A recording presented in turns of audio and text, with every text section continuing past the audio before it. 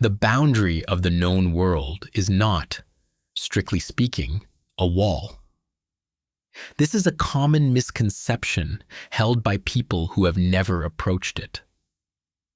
The mist of Lake Mobius, that persistent, sourceless curtain that marks the limit of every map, is not a solid barrier. Travelers who sail into it do not strike anything. They simply find, after a period of disorientation and altered perception, that they are sailing back toward where they came from. The geometry of the known world redirects them. It is as if the universe itself has concluded that they are not where they intended to go and has corrected the error. The exceptions are those who carry a guide. Don carried no guide.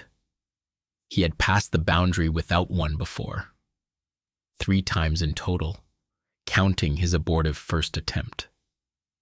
He had documented the method in the Eastern edition in deliberately imprecise language, not enough to enable a careless or unprepared person to replicate it, but enough to confirm it was possible for someone with the right combination of ability, knowledge, and the specific quality of intention the boundary responded to.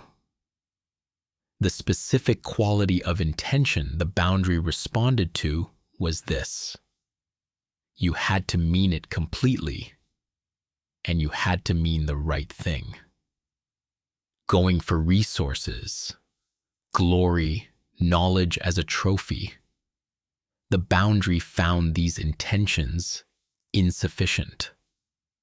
Not because it judged them morally. It didn't have morality. It had function. It was designed by whatever intelligence or process had designed it to permit passage only to those who understood what they were approaching, whose intentions were formed from genuine comprehension of what lay ahead rather than desire for what they imagined lay ahead. Don understood this because he had spent 9 years learning the difference between wanting to go and being ready to go. He stood at the bow of his small boat, 50 nautical miles west of the monitoring station, well past the last recorded turning back point of any expedition. The mist was ahead.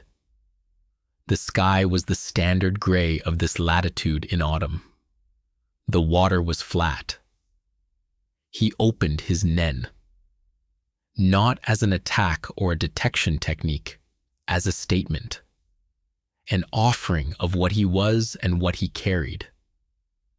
3 years of Eastern documentation, 11 months of genuine encounter, the complete archive of his observation.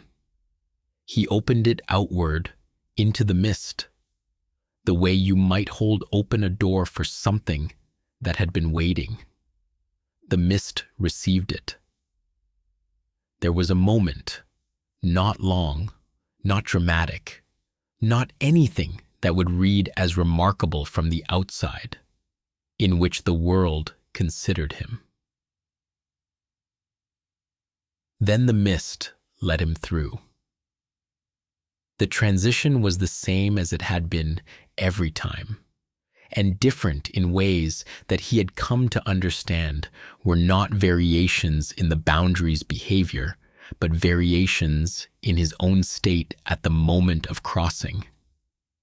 The first time he had crossed, he had emerged on the other side shaking, not from fear, though there had been fear, but from the magnitude of the perception shift.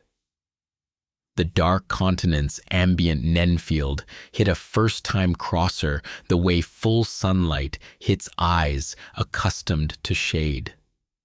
Overwhelming, directionless, physically disorienting. The fourth time, now, he stepped through it the way a person steps from one room into another and adjusts for the change in light without breaking stride. He noted this in his journal. Day 1, west. The crossing at approximately 0730. Missed passage, approximately 70 minutes. Emerged on the western sector of the Dark Continent's Mobius shoreline at a point I am designating W1 for the purposes of this volume. Weather clear. Sky. The shift toward violet adjacent that I have documented previously. It is more pronounced on the western side than the eastern. Reason. Unknown. Pending investigation. The ambient NEN saturation here is measurably higher than the eastern sector. I established this via baseline comparison within the first hour. The western half of the Dark Continent's Mobius coast has not been surveyed by any previous expedition. All 5 successful V5 expeditions made landfall on the northeastern shore. I am, as far as any recorded history indicates, the first person from the known world to see this coastline. Condition of coastal terrain. Steep face cliffs of dark material, approximately 40 meters at the point of my landing. Flora visible at clifftop level. Consistent with documented eastern species in general character, but different in specific expression. The western varieties run taller, darker, with heavier bioluminescent capacity, even in daylight. The light from the plant life here is visible in full daytime. In the east, it was only apparent at dusk or dark. I have the sense, which I note as subjective and not empirical, that the western sector has been less disturbed. The eastern shore retains traces of the previous expeditions in the NEN impression of the landscape. Faint residual signatures of human aura. The echoes of violence and fear and desperate motion. The western shore has no such residue. It has never been frightened. First observation of local fauna. 2 creatures in the cliff face water, approximately 3 meters in length. No parallel in known world taxonomy. They surfaced briefly and looked at me with what I can only describe as curiosity. No threat behavior. No departure behavior. They looked and continued. Being looked at on the Dark Continent never gets easier to describe accurately. The creatures here look at you differently from known world animals. Known world animals assess. They calculate threat and opportunity and make movement decisions. The creatures here do something prior to that, something that happens before the threat and opportunity calculation, and seems to determine whether the calculation is necessary at all. They look at you to find out what you are. Not what you might do, what you are. The 2 cliff face creatures apparently determined what I am, and found it interesting but non-urgent. They submerged. I am making camp on the clifftop. For dinner. Dried fish and the pressed grain rations I prepared in Thresh. The grain here, if I find any edible local varieties, will require extensive testing before consumption. The sky to the west is extraordinary. The violet shift deepens toward the horizon into something I have no color word for.